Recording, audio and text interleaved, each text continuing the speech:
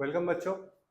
आइए आज हम सीखेंगे most important question class 10th का, जो कि लगभग हर साल पूछा जाता है। आइए देखिए कौन सा है क्वेश्चन। वो चैप्टर 1 का हर साल पूछते हैं कि ये जो रूट 3 है इसको इरेशनल प्रूफ करो। हाँ जी, रूट 3 को क्या प्रूफ करना है हमें? इरेशनल। तो सबसे पहले समझते हैं इरेशनल नंबर होता क्या है। इरेशनल नंबर एक ऐसा नंबर होता है जो कि नॉन टर्मिनेटिंग होता है, जिसको हम डिवाइड नहीं कर सकते पूरा पूरा, और नॉन रिपीटिंग भी होता है। जैसे कि मान लो अगर किसी को हम डिवाइड करेंगे, जैसे कि मान लो किसी भी नंबर को हम डिवाइड करेंगे तो आ रहा है ऐसे 0.12371025327, मतलब कोई भी नंबर ना रिपीट नहीं हो रहा है। ठीक है, इसको बोलते हैं नॉन रिपीटिंग नंबर। और ये नॉन टर्मिनेटिंग है, पूरा पूरा डिवाइड भी नहीं होता है। जैसे अगर हम 4 को 2 से डिवाइड करेंगे तो देखिए ना, पूरा पूरा डिवाइड होता है। ठीक है, जैसे 4 को डिवाइड करेंगे, 2 2 जा 4, ये है टर्मिनेटिंग। ठीक है, तो इरेशनल नंबर वो नंबर होता है जो ना तो पूरा पूरा टर्मिनेट होता है और ना ही रिपीटिंग नंबर्स में डिवाइड होता है। नॉन रिपीटिंग होता है, नॉन रिपीटिंग होता है इरेशनल नंबर। ठीक है, और नॉन टर्मिनेटिंग भी होता है, नॉन टर्मिनेटिंग भी होता है। तो रैशनल नंबर क्या होता है? जो रैशनल नंबर नहीं होता वो रैशनल नंबर होता है। Rational number can be terminating, non terminating, but repeating.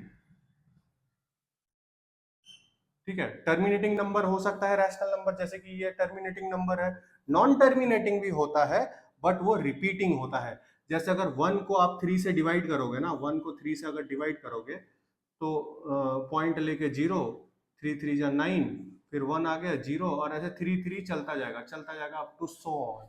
ये क्या है? ये रिपीटिंग नंबर है। ठीक है, तो इरेशनल नंबर नॉन रिपीटिंग भी होगा, नॉन टर्मिनेटिंग भी होगा। ठीक है, रैशनल नंबर टर्मिनेटिंग होगा, नॉन टर्मिनेटिंग भी होगा, बट नॉन टर्मिनेटिंग रिपीटिंग होगा, जैसे कि ये। ठीक है, रैशनल और इरेशनल में डिफरेंस समझ गए। अब आते हैं ये जो रूट 3 है इसको हम कैसे इरेशनल प्रूफ करें। ठीक है, आइए देखिए, बहुत ही आसान तरीके से आपको सिखाएंगे, एकदम से समझ में आ जाएगा, कोई भी दुविधा नहीं होगी। तो सबसे पहले मान लेंगे रूट 3 को, let root 3 is a rational number.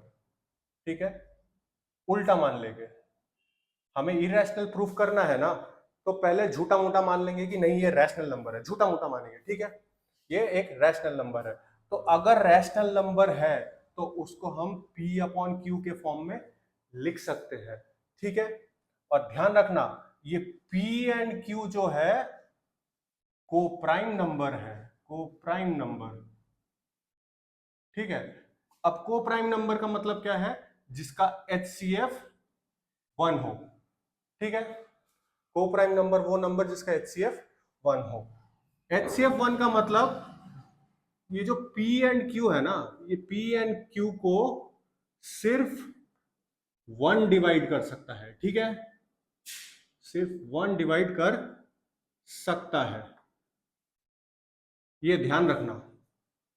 P and Q को प्राइम नंबर्स है जिसका कि HCF 1 है, और P और Q को कौन डिवाइड कर सकता है? सिर्फ और सिर्फ 1। 1 के अलावा अगर कोई भी नंबर डिवाइड कर देगा तो ये सारी कहानी झूठी हो जाएगी। ठीक है, आइए देखिए कैसे करेंगे। एक चीज और ध्यान रखना, ये जो Q है ना, Q denominator, Q not equal to 0 भी होना चाहिए, क्योंकि अगर 0 से किसी भी नंबर को डिवाइड कर देंगे तो आंसर आएगा इनफाइनाइट। तो एक चीज ध्यान रखना, Q 0 नहीं होना चाहिए। ठीक है, आइए अब आगे क्वेश्चन में चलते हैं। देखिए, root 3 into Q cross multiply equal to P। Root को हटाने के लिए हम क्या करते हैं? Squaring both side. तो कर देते हैं स्क्वायरिंग बोथ साइड, इधर भी स्क्वायर इधर भी स्क्वायर। क्या किया हमने? स्क्वायरिंग बोथ साइड्स, ये किया हमने। ठीक है, अब रूट का जब स्क्वायर होता है तो रूट और ये स्क्वायर कट जाता है, तो ये हो जाएगा 3, और क्यू का स्क्वायर मतलब क्यू स्क्वायर। इधर क्या आएगा, पी का स्क्वायर। इधर से देखिए क्यू स्क्वायर, ये 3 इधर आके डिवाइड हो गया, मतलब पी स्क्वायर को कौन डिवाइड कर रहा है, 3। मेरे बात बात बोलेंगे, पी स्क्वायर को कौन डिवाइड कर रहा है, 3।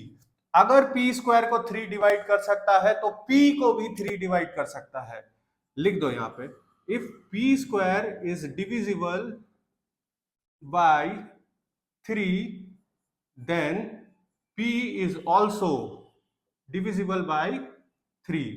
कैसे, मान लीजिए 9 को हम डिवाइड कर सकते हैं 3 से, कर सकते हैं ना, 3 3 जा 9, तो 9 का स्क्वायर जो होता है, 9 का स्क्वायर 9 9 जा 81, इसको भी हम 3 से डिवाइड कर सकते हैं। देखिए 3 से डिवाइड हम कर सकते हैं, ठीक है। वही थ्योरी यहाँ पे अप्लाई होगी। अगर हम पी स्क्वायर को 3 से डिवाइड कर सकते हैं तो पी को भी हम 3 से डिवाइड कर सकते हैं, ठीक है। कोई बात नहीं, इतना समझ में आया। अब मान लेते हैं एक और number, let p equal to 3m। ये m एक कोई दूसरा नंबर है, m is an another integer या नंबर, ठीक है। m कोई एक दूसरा नंबर है, ठीक है। तो ये देखिए, ये एक इक्वेशन था, ये एक इक्वेशन था जो कि था Q square equal to P square के जगह मैं क्या लिख सकता हूं, 3m का स्क्वायर लिख सकता हूं, लिख देता हूं 3m का स्क्वायर, ठीक है। और नीचे यहाँ पे 3 है तो 3, देखिए यही चीजें मैंने यहाँ पे लिखा है, क्यू स्क्वायर तो क्यू स्क्वायर, पी स्क्वायर के जगह मैं क्या लिख सकता हूँ, 3m लिख सकता हूँ। पी स्क्वायर के जगह, पी के जगह 3m लिख सकता हूँ, तो पी का स्क्वायर है तो 3m का भी स्क्वायर हो गया। नीचे 3 है, नीचे 3, क्यू स्क्वायर इक्वल टू 3 3 जा 9, m का स्क्वायर, इधर 3, ये कटा 3।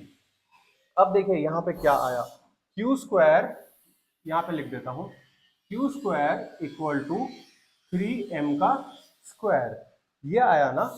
अब देखिए क्यू स्क्वायर, ये 3 यहां आ जाएगा, इधर m स्क्वायर आ जाएगा। इसका मतलब क्या है, इसका मतलब है क्यू स्क्वायर को 3 डिवाइड कर सकता है, क्यू स्क्वायर को 3 डिवाइड कर सकता है। और अगर क्यू स्क्वायर को 3 डिवाइड कर सकता है तो क्यू को भी 3 डिवाइड कर सकता है। If q square is divisible by 3, then q is also divisible by 3। देखिए ये क्वेश्चन झूठा हो गया ना। पहले क्या बोला था मैंने, p एंड q आर को प्राइम नंबर्स, को प्राइम है तो वो सिर्फ 1 से डिवाइड हो सकता है, सिर्फ 1 से डिवाइड हो सकता है। लेकिन हमने जब किया तो देखा 3 से भी डिवाइड हो सकता है, p 3 से डिवाइड हो रहा है, q 3 से भी डिवाइड हो रहा है, तो इसका मतलब सिर्फ 1 डिविजिबल नहीं है, 1 से डिविजिबल नहीं है, ये 3 से भी डिविजिबल है, तो झूठा हो गया। तो मतलब ये झूठा एजम्पशन था, रॉन्ग एजम्पशन था, और रॉन्ग एजम्पशन था तो ये रैशनल नंबर भी नहीं है। रैशनल नंबर नहीं है तो क्या होगा, फिर वो एक इररेशनल नंबर होगा बच्चों, इररेशनल नंबर होगा, ठीक है।